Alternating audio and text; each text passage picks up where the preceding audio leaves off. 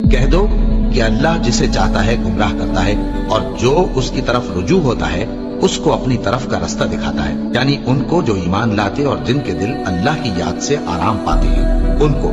اور سن رکھو کہ اللہ کی یاد سے ہی دل آرام پاتے ہیں۔ جو لوگ ایمان لائے اور عمل نیک کیے ان کے لیے خوشحالی اور عمدہ ٹھکانہ ہے۔ اور اگر شیطان کی طرف سے تمہارے دل میں کسی طرح کا وسوسہ پیدا ہو تو اللہ سے پناہ مانگو، بے شک وہ سننے والا ہے، سب کچھ جاننے والا ہے۔ جو لوگ پرہیزگار ہیں جب ان کو شیطان کی طرف سے کوئی وسوسہ پیدا ہوتا ہے تو چونک پڑتے ہیں اور دل کی آنکھیں کھول کر دیکھنے لگتے ہیں، اور جب قرآن پڑھا جائے تو توجہ سے سنا کرو اور خاموش رہا کرو تاکہ تم پر رحم کیا جائے، اور اپنے پروردگار کو دل ہی دل میں عاجزی اور خوف سے اور پست آواز سے صبح و شام یاد کرتے رہو، اور دیکھنا غافل نہ ہونا۔ پھر جب تم یہ نماز تمام کر چکو تو کھڑے اور بیٹھے اور لیٹے ہر حالت میں اللہ کو یاد کرو۔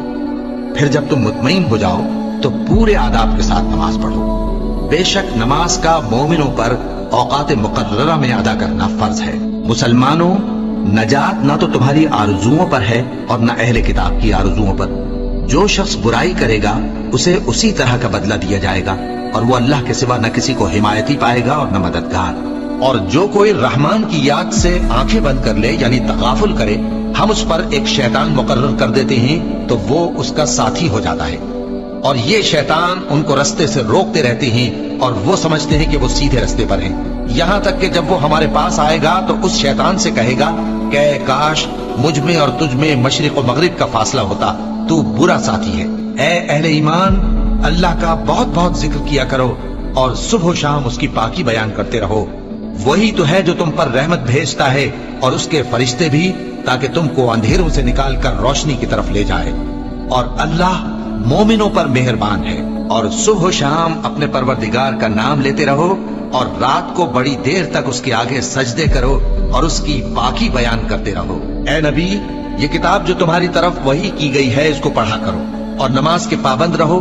کچھ شک نہیں کہ نماز بے حیائی اور بری باتوں سے روکتی ہے، اور اللہ کا ذکر سب سے بڑا ہے، اور جو کچھ تم کرتے ہو اللہ اسے جانتا ہے۔ مومنو، جو پاکیزہ چیزیں اللہ نے تمہارے لیے حلال کی ہیں ان کو حرام نہ کرو، اور حد سے نہ بڑھو کہ اللہ حد سے بڑھنے والوں کو دوست نہیں رکھتا، اور جو حلال و طیب روزی اللہ نے تم کو دی ہے اسے کھاؤ، اور اللہ سے جس پر ایمان رکھتے ہو ڈرتے رہو۔ ایمان والو، شراب اور جوا اور بت اور پانسے، یہ سب ناپاک کام اعمال شیطان سے ہیں، سو ان سے بچتے رہنا تاکہ تم کامیاب ہو جاؤ۔ شیطان تو یہ چاہتا ہے کہ شراب اور جوئے کے سبب تمہارے آپس میں دشمنی اور رنجش ڈلوا دے اور تمہیں اللہ کی یاد سے اور نماز سے روک دے۔